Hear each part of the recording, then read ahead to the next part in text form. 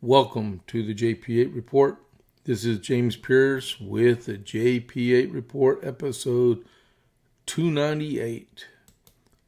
So 298 means 299 is tomorrow at noon, since we're not doing a JP8 Report at 6:30. So Wednesday morning will be episode 300. Cool. All right. Thank you all very much for everyone that's tuning in for this afternoon's edition. I titled this Bongino press release is out. There's two of them. I will show you. All right.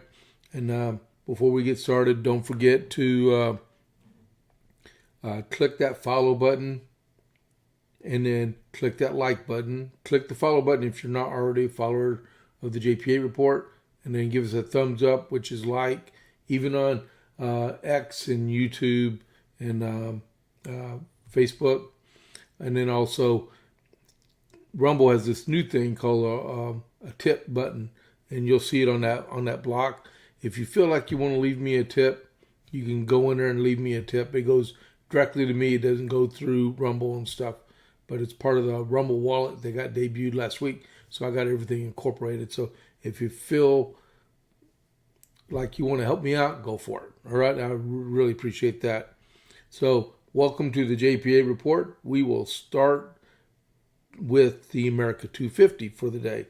So I got two things for the 12th of January, 2026. As you are, 12th of January, 1776. The Brits attacked Rhode Island, Prudence Islands, and faced stiff resistance from the Rhode Island militia, and that demonstrated the future resolve of the colonial militias. All right. And then both sides were moving toward their winter quarters, because evidently back then they didn't fight in the wintertime like we fight 24/7 here in the day's army, but they moved into winter quarters. And then I have a letter here. It's actually pretty good, from Samuel Chase to John Adams. All right. So hold on to your horses. And he didn't say that. I just did. My dear sir. Hold on. Let me get the page right. It's barely one page. My dear sir, the business of our provincial convention draws to a conclusion, and the session will end in a few days. I will leave to visit my family before I set off for the Congress, and I expect to take you by the hand before 1st of February. I cannot omit, in the meantime, to express to you my opinion on the present state of our public affairs and the measures I would wish to be adopted. The early attention and great dependence on the Ministry of Canada evidence the finite importance of that country in the present dispute. To obtain the possession of that province is an objective of the first consequence. We must at all events procure and keep possession of that province. Quebec must at every hazard be ours. It sounds like the day, right? No succors can arrive there before the 1st of May, and I would have a chosen committee to go to Canada as soon as the lakes are frozen hard enough. Let them call a convention, explain the views and designs of Congress, and persuade them to send delegates there. Let a body of 6,000 Canadians and 2,000 colonists be embodied for the defense of that province. I think the success of the war will, in great measure, depend on securing Canada to our Confederation. I would earnestly recommend Charles Carroll, Esquire of Carrollton, of this province, to be one of your deputies to Canada. his attachment and zeal to the cause, his abilities, his acquaintance with the language, manners, and customs of France, and his religion, and the circumstance of a very great estate, all point out to that all the important service.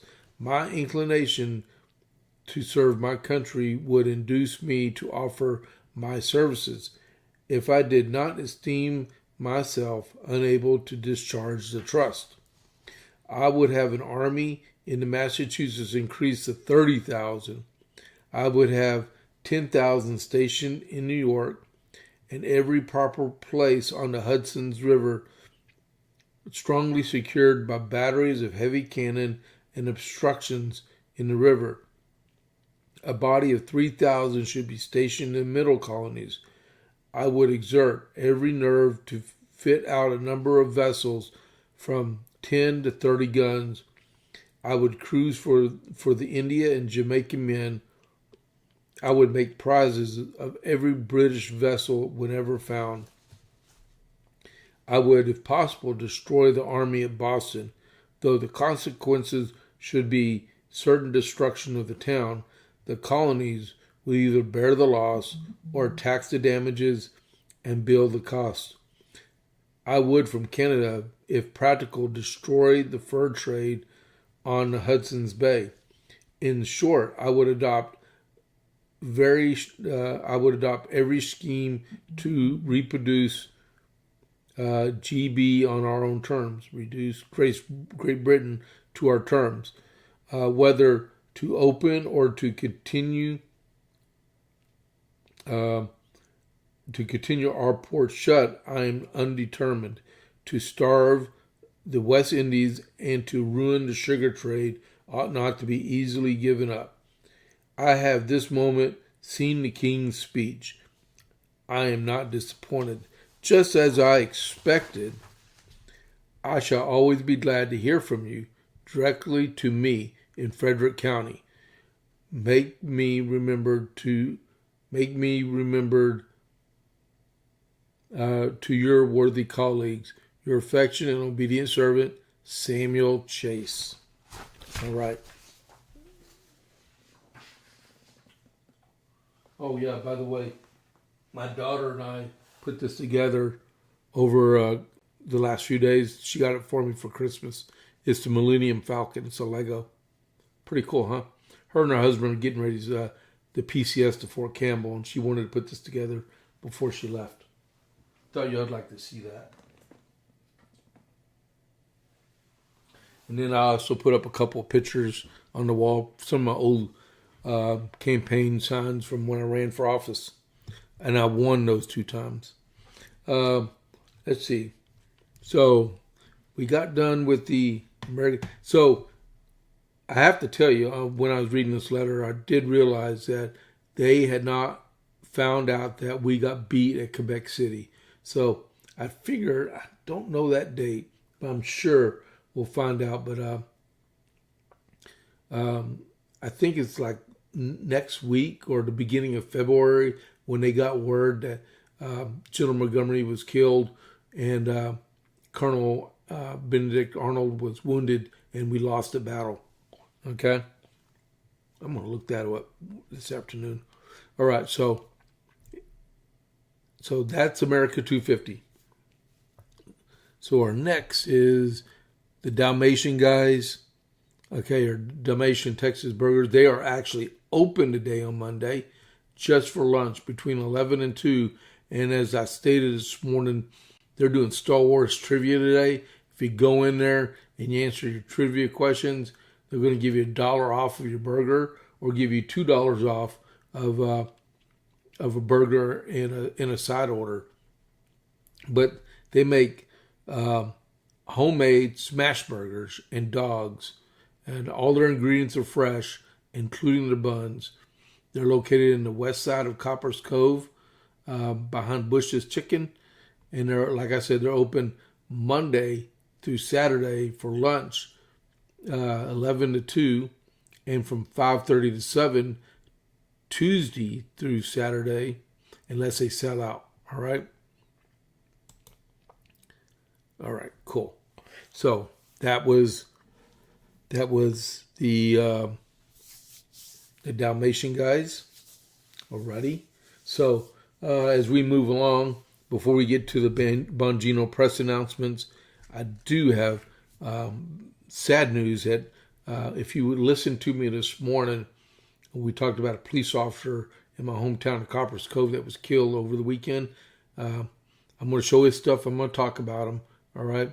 But I do believe he's the first one we've ever had been killed in the line of duty as far back as I can remember. And I've been here for since 2007. It's almost 20 years.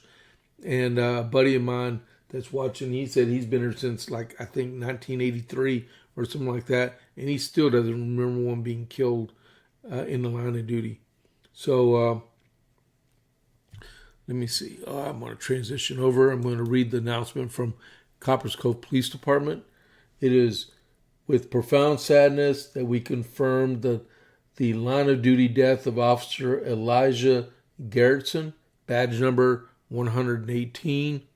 At our request, the Texas Rangers are conducting an investigation into an officer-involved shooting that occurred on January 10th, 2026, which resulted in the on-duty death of Officer Garrettson.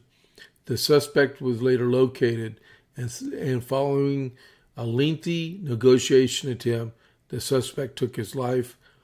As we begin to navigate this incredible, difficult time, we ask for understanding and patience as our department, Officer Garrettson's family, and our law enforcement family grieve this tremendous loss. Out of respect of those affected in an ongoing investigation, no further information is being released at this time.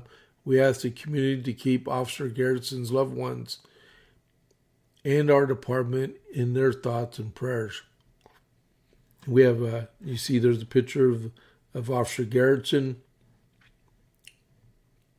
This is a rough time for our city. It's a very rough time of our city. Before I go any further with talking about him, I want to do a moment of silence just for a moment, okay? And just remember him and his family.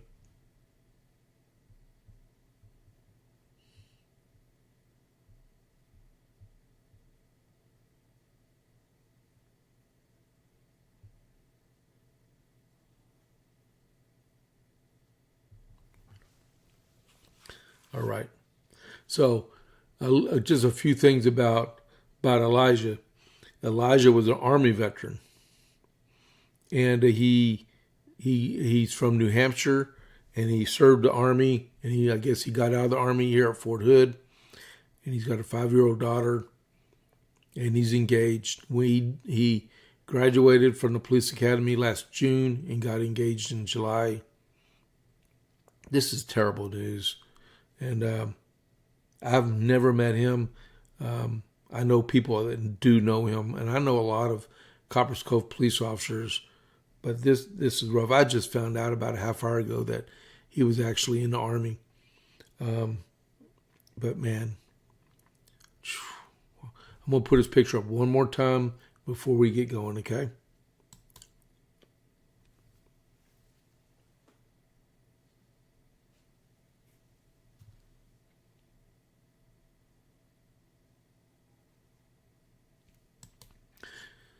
Alrighty.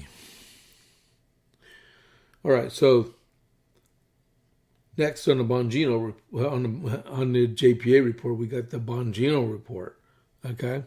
The Dan Bongino show, I'm sorry. Boy, I mixed up with that last one I just did. Wow. Okay, so Dan Bongino, he's going to start back on the 2nd of February. His time slot is going to be on the Eastern time zone. It's going to be 10 a.m. to 12 p.m. Eastern time. And at the same time, this is the one that shows it. Now, this is the first one. I got 2 press releases I'm going to read to you real quick, okay? And it's Dan Bongino, so we got to give him the time because he belongs to us, right? All right, so let me transition over. All right. the Freedom First Technology platform today announced that it is entered into an exclusive video and live streaming distribution agreement with the Dan Bongino Show. Dan Bongino will return to podcasting with the relaunch of the show beginning February 2nd, 2026. The agreement grants Rumble exclusive video distribution rights, making it the only platform where audience can watch the show's daily live stream. The audio-only version of the program will be available across all major podcast platforms. Westwood One will serve as the exclusive sales partner for the Dan Bongino Show. The relaunch marks Bongino's most extensive digital commitment to date, designed to meet growing audience demand for long-form and in-depth content. The show will stream weekdays from 10 a.m. to 12 p.m. Eastern and will feature headline analysis, guest interviews, cultural commentary, and highly engaging listener segments. I'm excited to get back behind the mic and reconnect directly with the audience, said Bongino. This show has always been about cutting through the noise and talking honestly with what matters. We're coming back bigger, bolder, and always unfiltered, exactly how people want it. The 2-hour format strengthens the show's position as a major voice in independent media, offering a daily destination for people seeking commentary in a long-form, on-demand format. Audiences can watch full episodes exclusively on Rumble and listen to the podcast across multiple platforms. We're thrilled to welcome Dan Bongino back to Rumble. His voice has been a cornerstone of free speech and independent media, and his return marks a powerful moment for our platform, and said Rumble CEO Chris Pavlovski. Dan Bongino was always number one live streamer most days, and on some days he was the number one streamer on the planet. Having Dan's live stream exclusively on Rumble marks a new era, one where Rumble takes the lead going into the 2026 midterms. And says Rumble and Cumulus Media Westwood One enjoyed a strong strategic partnership, which was announced last August. The partnership maximizes advertising opportunities for brand partners by packaging assets and to create a unique and exclusive media platform solutions. And is a Rumble is a freedom first technology platform with the mission of to protect a free and open internet. The platform spans cloud, AI, and digital media, including its namesake video service, and is built on a foundation of customer independence and free speech. If you notice, I'm wearing the same shirt as he is. Wow. See? That's cool. All right. So Dan is on his way back on February 2nd. And then I have another one. All right. I have another one. It's from Silverlock, which owns all three of the main shows. Okay. So for immediate release, Dan Bongino announced his return to broadcasting with a 2-hour show on Westwood One and Rumble. Conservative commentator, best-selling author, and former FBI Deputy Director Dan Bongino will return to broadcasting on February 2nd, 2026 with a brand new 2-hour daily program airing Wednesdays from 10 a.m. to 12 noon Eastern. The show will be exclusively live streamed on Rumble and distributed on demand on all major audio podcast platforms, bringing Bongino's unique insider perspective back to his loyal audience following a year of government service.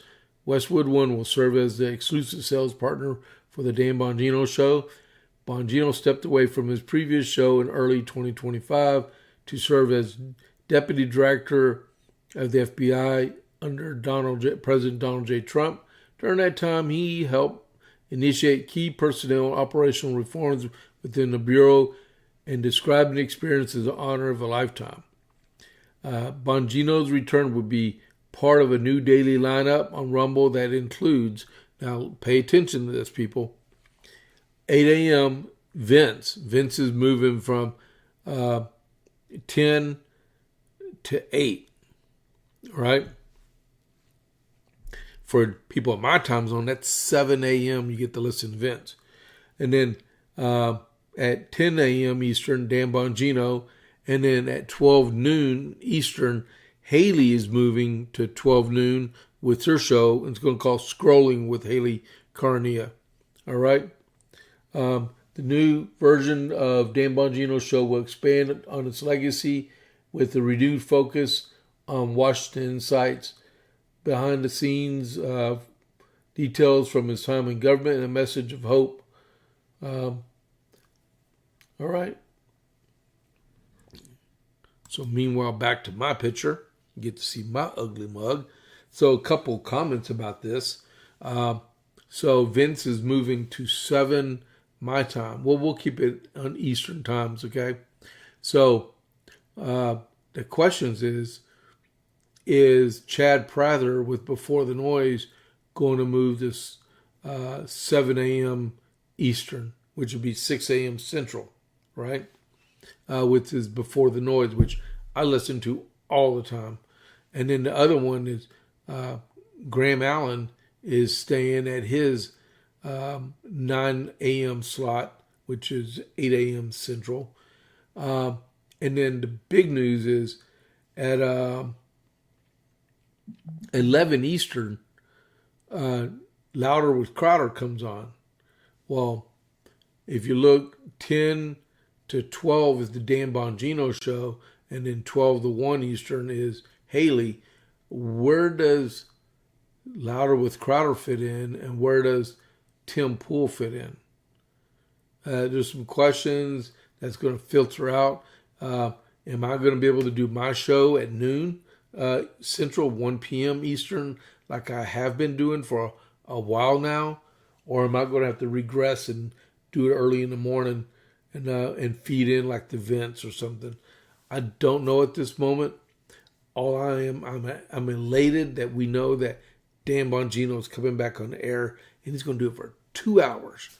And I hope, I use Rumble Premium all the time, but I hope he's open broadcast the whole time. Because the rest of us that they use premium only, we can make up for it, but Mr. Bongino is going to drive the numbers back to a Rumble and make it even bigger and better than what it was before he left to go to the FBI. So that's one of the things I'm waiting for is to happen itself. But that is going to be really awesome. I cannot wait. All right, so I'm going to mark those two off. I'm going to get a drink of tea real quick.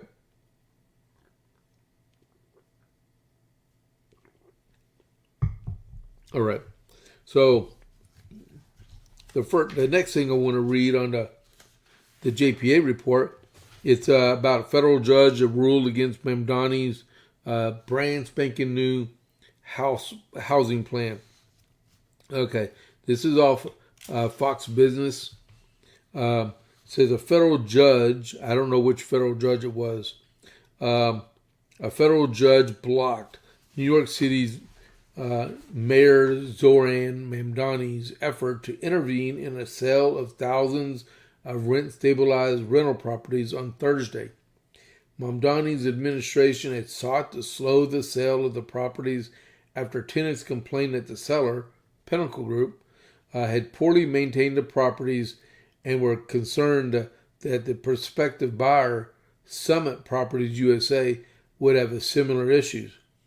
Mamdani's administration attempted to intervene, and he's only been in office a week and a half, on the basis of being a creditor to Pinnacle.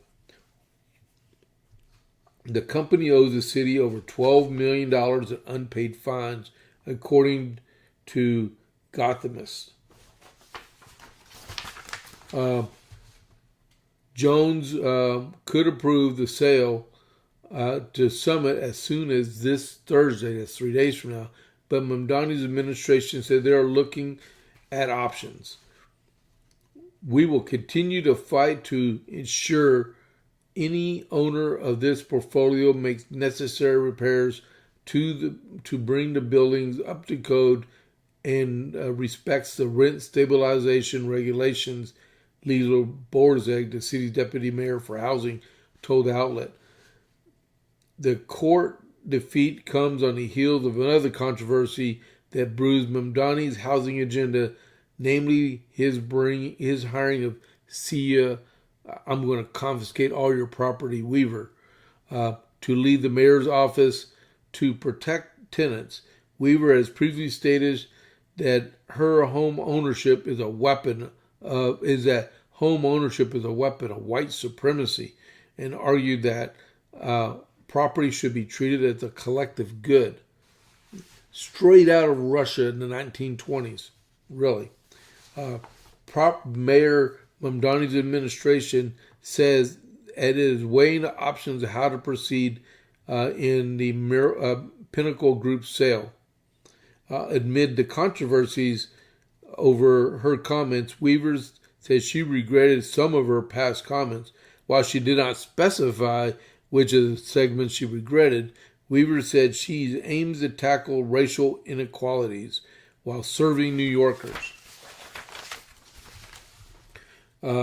Once they start taking from one group, they're going to end up taking from all groups. So don't think this is a white supremacy, white property ownership thing. It's going to end up like if you own property, you're going to give it to the government type problem. So don't believe the hype when it comes to these communists that are talking such really cool things to you, okay? And so she says, I want to make sure that everybody has a safe and affordable place to live, whether they rent or own, and that is something I'm laser focused at in this new role. Yeah, sure. Okay. If you believe that, I have a bridge to sell you in Arizona. Or let me rephrase that. I got some oceanfront property along with a bridge in Arizona. All right? If anyone have any comments on that, they would like to chat that one in, because I really don't trust these people from New York at all. Because this is utterly ridiculous on breaking news. Jose Seguero resigns from city council in Killeen, Texas, because he's going to run for mayor. He's going to file at the end of this week. If you're from Killeen, you would know that now. So the next thing I wanted to read, where does this one tie in at? Federal Reserve.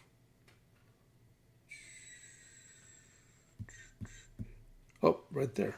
Okay. I marked it off. Okay. So Federal Reserve Chairman Jerome Powell is under federal investigation for fraud and misleading Congress. This just came out within the last 24 hours.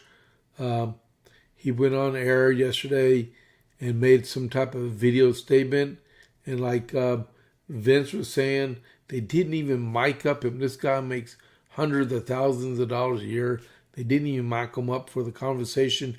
He said that they had a fuzzy cat mic. It's one of those fuzzy microphones that they hang above you, where just out of the screen, where no one can see it, and it absorbs every single sound that is made when it happens, right? Instead of doing a professional mic right here. That might be something I want to try one day. That'd be pretty cool. But It says the U.S. Attorney's Office for the District of Columbia, that'd be Janine Priero, has opened a criminal investigation into Federal Reserve Chair Jerome Powell, focusing on the renovation of the central bank's Washington headquarters and whether he was truthful in his congressional testimony about the project. Officials told the New York Times that this was the first, which was the first to report on the probe, which is remarkable, right? Because that's where democracy goes to die. That's the New York Times, which is the first to report the probe, that it centers on whether Powell accurately characterized the scope and cost of the renovation during the congressional appearances. I got something to add to that in just a second. Powell confirmed to the Federal Reserve confirmed the Federal Reserve had been served, and he said he respected the rule of law and congressional oversight, but described the Justice Department's move as unprecedented and politically motivated.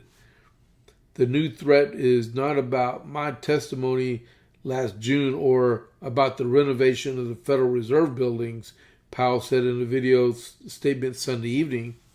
The threat of criminal charges is a consequence of the Federal Reserve's setting interest rates based on the best assessment of what will serve the public, rather than following the preferences of the president, he added.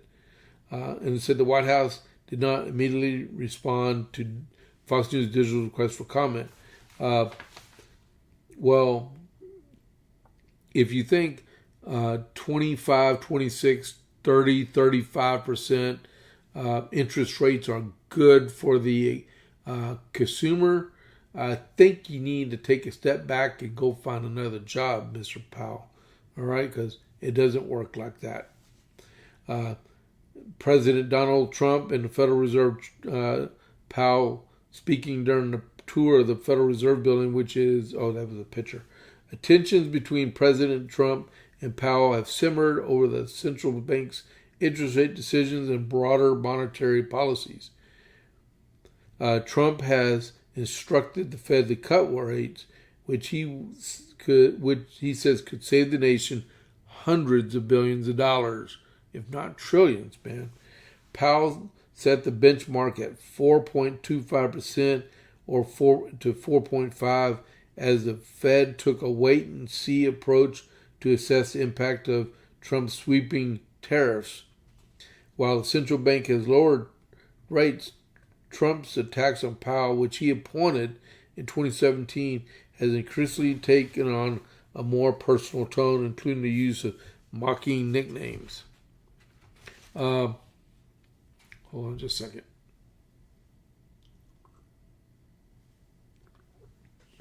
All right.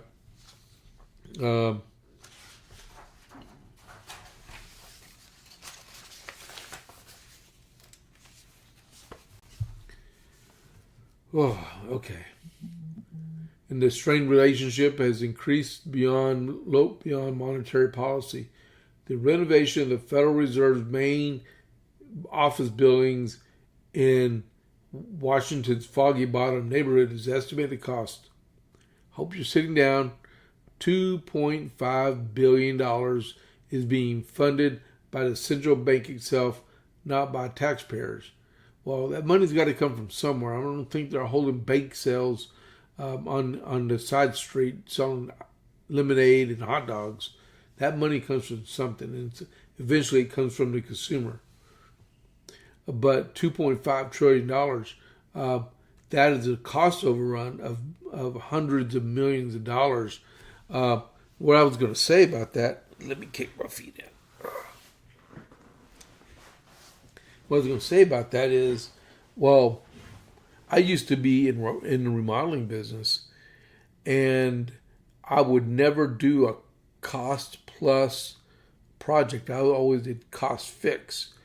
And the difference between the two is when you do cost fixed, the price that you signed for is your final price, right? You don't go back and say, well, the fridge is broken, the doors are cracked, the windows are missing, and I got to add all this money to your $1 million or $1 billion project. Now it's like $1.5 billion and all this stuff. Well, I did cost fix, which is the amount you pay is the amount you sign for, not cost plus, where this is the basis and then we're going to give you receipts and show you the real amount you're going to pay after everything's said and done. I don't think that's really fair. I don't think that's fair for taxpayers. If you're going to give a legitimate quote to a customer for a project, you need to actually be truthful with them and then give them the right quote, right? All right. I don't know if I was on my high horse enough about that, but that's how I ran mine. It's only being fair. All right. We're 35 minutes in, so don't forget, if you're tuning in live or on demand, please click the follow button if you're not already a follower, and also if you are what do you call it? If click that follow button and click that like button, and then please click the share. And also, like I was saying earlier, Rumble has a tip button now, so you can leave a tip just for me without having to go through Rumble through the subscribe button and stuff. You can go directly to me and stuff. They started this last Monday. Take advantage of it if you want. If you feel like I deserve a tip, leave a tip on there. It's a green button right beside where it says the JP8 report. It says tip on it. All right. So next thing we want to talk about is what do I have on here? DNC. I want to read that one first. So Ken Martin is the Democrat National Convention chairperson right now. He took over for Jamie Davidson, Daniel, whatever his name is. But yeah, this guy took over just a few months ago. And his name is Ken Martin. He's obviously from Minnesota. All right. And he wanted to compare the U.S. to Iran, claiming the administration is killing protesters. I don't even understand where he's even coming to that point. He's got to be way out there. All right? It's like Ilhan Omar saying the U.S. is disappearing people from the streets of America. And she's a whole different subject. The DNC chairman, and I got this from the New York Post, DNC chair Ken Martin likened mass protests in Iran to demonstrations in the U.S. over the fatal shooting of Renee Good by an ICE agent Sunday. He said it on Sunday, accusing both governments of terrorizing communities. Martin, who led the Minnesota Democratic Farmer Labor Party, he's a flaming socialist, for 14 years before being elected DNC boss this past February, a year ago, claimed that both countries are killing protesters and declared that Minnesota won't be last. From Tehran to my birthplace in Minneapolis, people are rising up against stems that wield violence without accountability, Martin posted on X.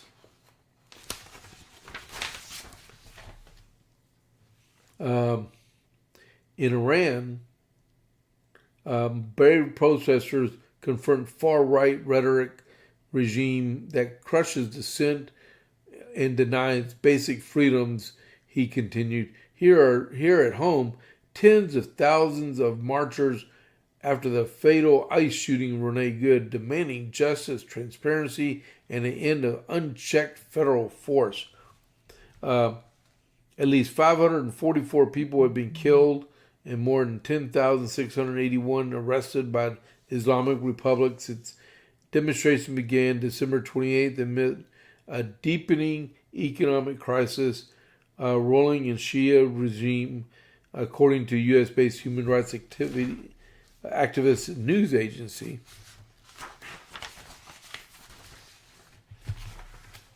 And demonstrations initially broke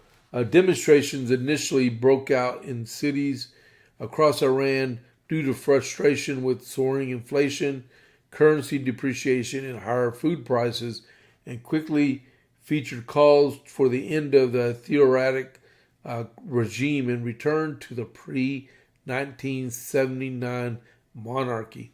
And that was the basis of the U-Haul attack in Los Angeles. Tehran initially responded by cutting off internet access and international phone service before escalating to violence over the weekend. Meanwhile, cities across the United States saw protests over the weekend in response to the killing of Good by ICE officer, and I won't say his name to protect it, after she accelerated her SUV toward him and actually hit him with her vehicle. In comparing the U.S. to Iran, what makes you angry and ask why? Killing protesters or crushing dissent? Kidnapping and disappearing legal citizens? Ignoring courts? Threatening critics and terrorizing communities? Martin said in response to criticism of incendiary comments. Doesn't have a clue what's going on. These people are here illegally. There's millions of convicted felons in our country that don't even have a visa to be here. And why should we leave them here at all? They keep killing people. They keep killing people left and right. And so I don't know if Ken Martin's ever held public office his entire life. He might have been playing behind the roles the whole time, but I think he's out there in left field. All right.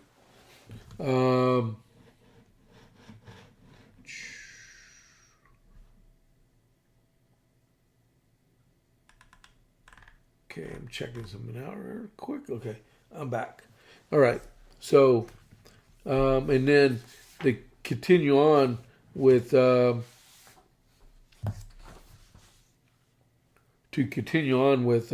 Minnesota, Tom Emmer, I think that's his name. Tom Emmer wants Tim Walz to resign from office and in cuffs. Okay, the highest-ranking national Republican from Minnesota said he hopes embattled Governor Tim Walz ends his tenure in handcuffs due to a fraud scandal engulfing the state. House Majority Whip Tom Emmer blasted Walz over the rampant social services fraud under his watch and the accusations of retaliation that state whistleblowers leveled against his administration. He has not held anyone accountable in his administration. He's a coward, Emmer told the Post during a brief interview on Thursday. He refuses to take accountability for himself. I think he should resign. This is so bad. And regardless, I hope he leaves office in cuffs because what he has done is criminal. Hey, they call a spade, and this is what's happening. And the fact is that he's even talking about not even appearing, I believe it's the 10th of February before Congress, because Walz and Ellison were both asked to come to the House Oversight Committee and with James Comer, and I believe Ellison said he would be there, but Tim Walz, I think he said he had a scheduling conflict and he wasn't able to attend. So I would highly suggest Tim Walz to show up. Wow, wasted paper. Okay, what we got here? We'll put this over here. All right. Don't forget to click that follow button, and don't forget to click that like button and share. And then if you want, leave a tip. And then I'm going to read this real quick for y'all. Okay. All right. Looking for a comfortable but unique option for your gaming setup? Check out TetanusSportUSA.com. With a wide range of ergonomic chairs in an easy array of colors, you will definitely bring your setup to the next level. Always comfy, never boring, and Tetanus Sport. And then use the code RUMBLE for 10% off of your entire order. Now I'm going to spell it, all right? It's TetanusSportUSA.com and use the code RUMBLE for 10% off. All right? TetanusSportUSA.com. And their stuff looks good. I might want to get one of these days. That'd be cool. All right. So I read that, and then I wanted to show y'all the slide for that one. Hold on. This came from the New York Post. That is an excellent cover photo for everyone to see. Man. $9 billion. And they say that's the minimum of what it could be. Let's see. Do I want to do this one? Okay. So,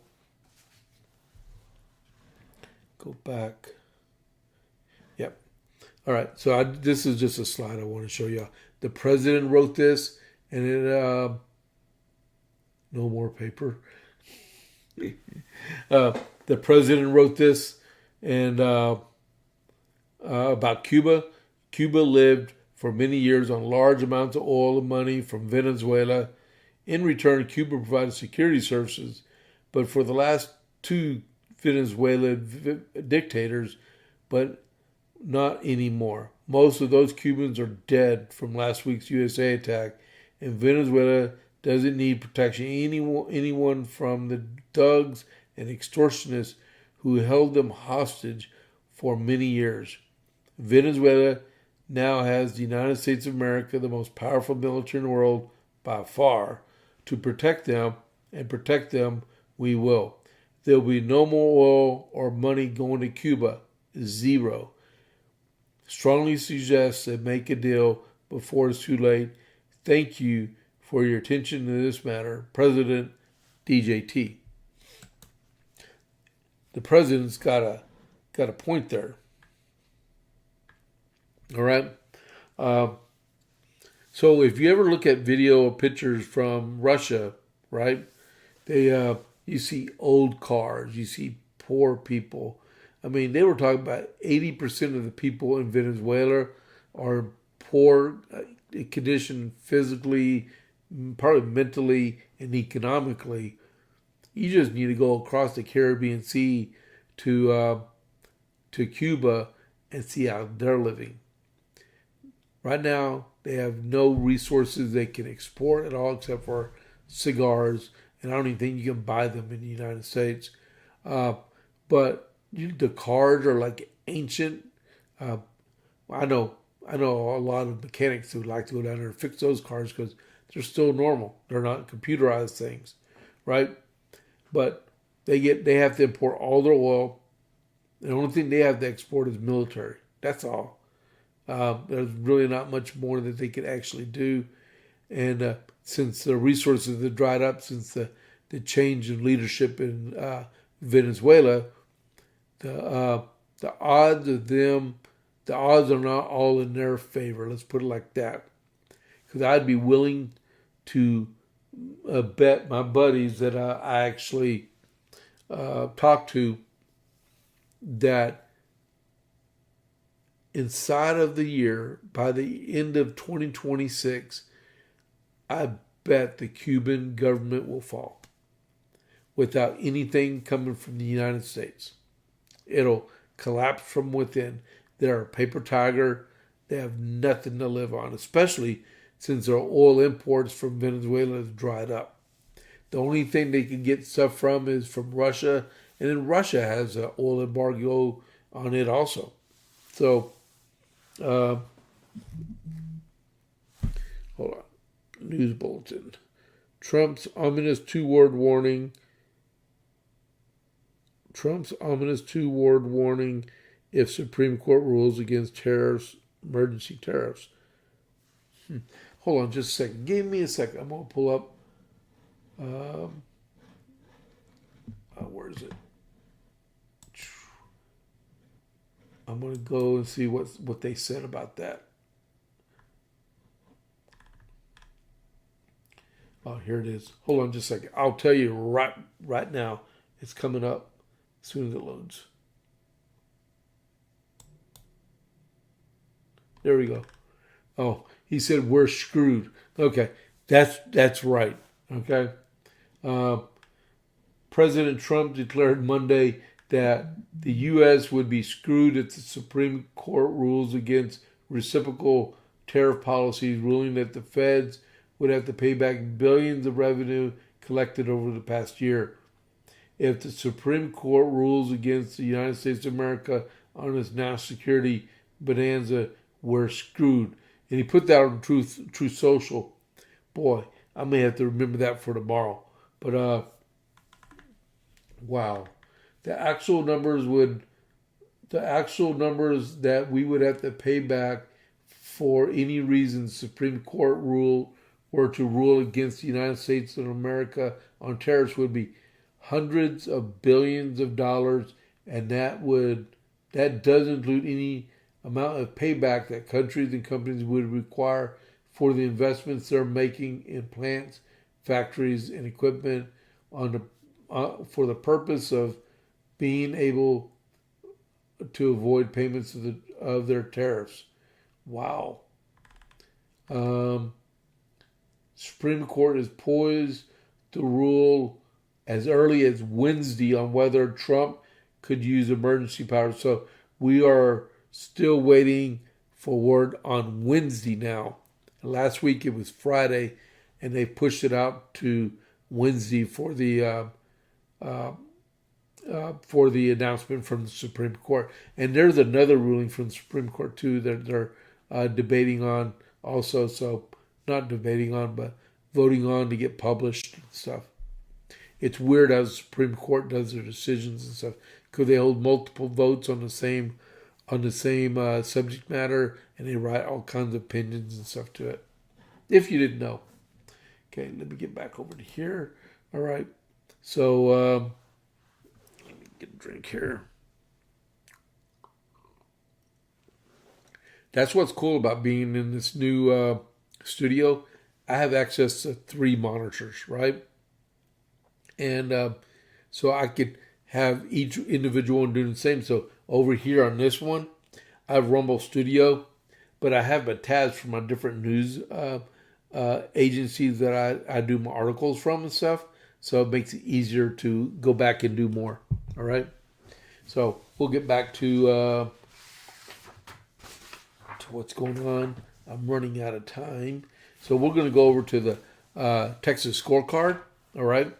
Which, if you're not from Texas, you need to look them up. It's they have an email that put out 6 a.m. every Monday through Friday. It's called the Texas Minute, right?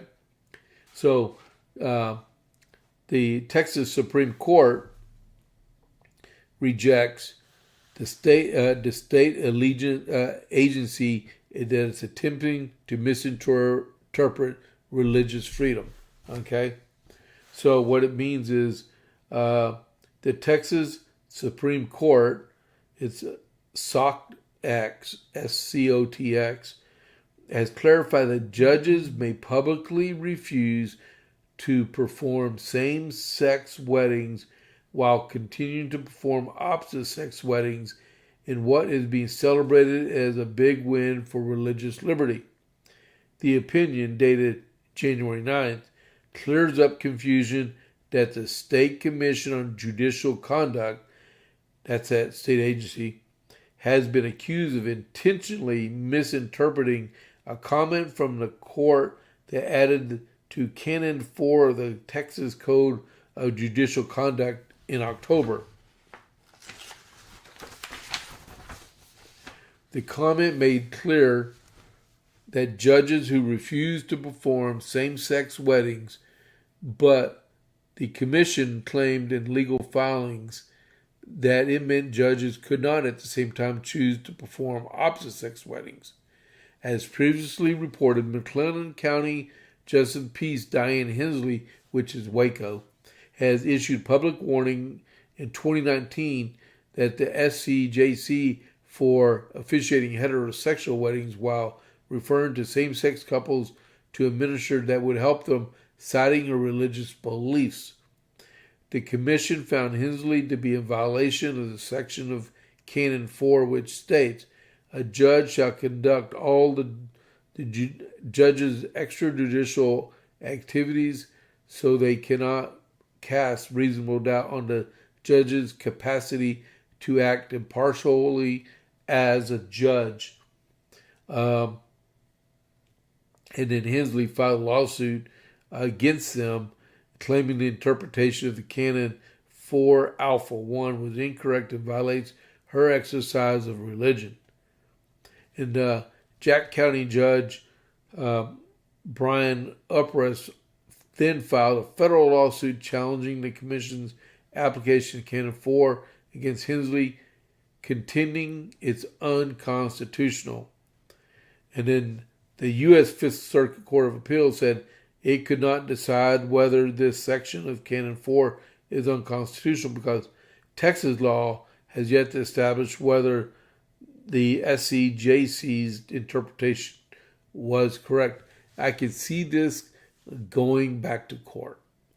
And since it's cleared the Supreme Court of Texas, I believe it's going to cross over into federal court now. All right? And the other thing I wanted to read also comes from the Texas scorecard. No, I'm not out of paper, Rob. He keeps asking me that. All right.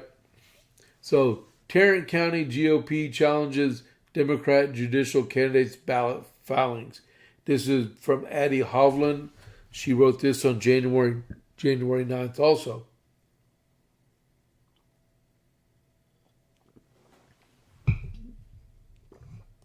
All right. The Tarrant County GOP is moving forward to disqualify 7 Democrat judicial candidates from the March primary, accusing them of failing to meet legal mandatory filing requirements that render their ballot applications invalid under Texas law. Tarrant County GOP Chair Tim Davis cites numerous clear failures by the Democrat judicial candidates to comply with mandatory provisions of the Texas Election Code and is demanding that Tarrant County Democrat Party Chair Party declare the candidates ineligible for the upcoming primary election in March. Elections begin with integrity of the process, Chairman Davis said. If you can't follow the rules, to get on the ballot, you can't be trusted to enforce them from the bench. Our Republican judges have modeled competence, diligence, and fidelity to the rules through the years of steady, distinguished service, while Democrat candidates keep cutting corners. The challenges were submitted to Democrat Party Chair Allison Campolo on Tuesday and provide multiple examples of defects in required petitions, affidavits, and judicial application procedures. Chairman Davis said in his submission that the filing authority's duty under the Texas Education Code is to review it should be election code is to review applications for compliance and to reject those who do not meet all requirements. He emphasized the petition and application forms must be strictly adhered to for judicial candidates, and that non-compliant filings are legally insufficient for ballot placement. The candidates under scrutiny for allegedly cutting corners in completing the required forms and disclosures are Rodney Lee, Justice of the Peace, Precinct 4, Catherine Kate Kim, 236 District Court, Billy Willett, 323rd District Court, Courtney Miller, 432nd District Court, Andrew Griffin, 325th District Court, Julia Billimer, County Criminal Court Number 5, and Lisa Pamplin, Criminal Court Number 9. County Criminal Court Number 9.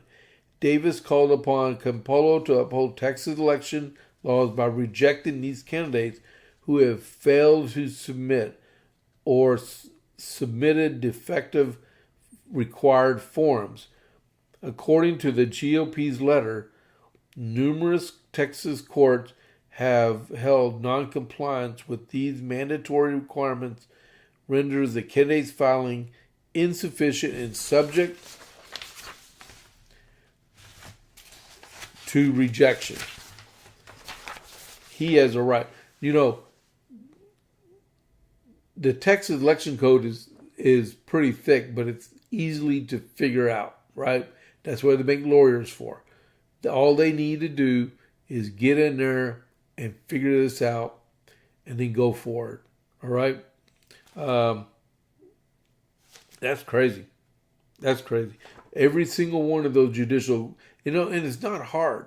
I mean, these candidates don't spend a whole lot of money campaigning. They spend a lot of money filing, but not campaigning. And yes, you don't have to be a lawyer to be a justice of the peace, but you still have to understand what you have to do to get elected. And the Texas election code goes a long way to make sure most of it's as fair as humanly possible, right? But hats off to the Tarrant County, my hometown, because I'm from Fort Worth, Texas, and more power to him. Bo French taught him a lot before he resigned to run for Railroad Commission. All right, so I read those. What are our time? We're at 1:02. So I'm just going to end that here. I got an important thing I got to go do. Since we're talking about election stuff, I'm going to have to split the scene because I have. So really quick, I'm not even going to do premium today. I'll make up for it tomorrow because I know we're reading Common Sense. Wait a minute, we've got breaking news. Democrat Senator Mark Kelly sues Pete Hegseth over censure efforts. Okay.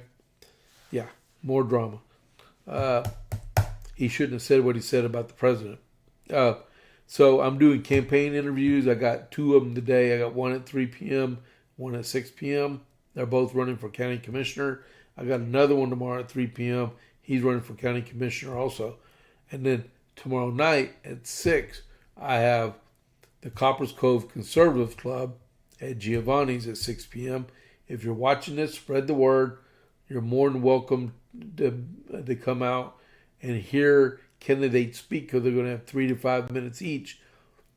While I'm doing that, from 5:30 to 7:30 in Killeen, Doc Chambers, he's running for governor against Greg Abbott.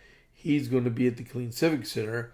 And while that's going on over in Lampasas, somewhere in La Paz. I can't remember. I didn't write it down. But there is a forum for candidates in La Paz County, part of the Texas First Conservative Alliance or something like that. And most of the congressional candidates for CD 31 are going out there. So we have a lot going on in the next few days and stuff. And then tomorrow I got labs. And then Wednesday at 11 I have an actual VA appointment. All right. So, So I will see y'all tomorrow. And I'll let you know how the vampire took the blood out of my veins, right? So here are my socials. You can find me on James Pierce Jr. On X, on Facebook at James A. Pierce Jr. There's my ScrewTube page. All right. And then Truth Social, James A. Pierce. And if you want to send me an email, jp8report@gmail.com. If you're a candidate and you want me to interview you and you're in the Bell County, in La Paz, Bell County and Coryell County areas and you're running for office, just write me at jp8report@gmail.com and then I'll get back to you, schedule you, okay? I got 3 more out there that are pending right now. So we got a little bit of time. The primary is March 3rd, all right? But early bird catches the worm, right, guys? And so I'm going to let y'all go and get ready for these interviews. And I got to turn in my campaign finance report, all right? So this is James Pierce with the JP8 report. I'll catch you on the flip side. I'm out.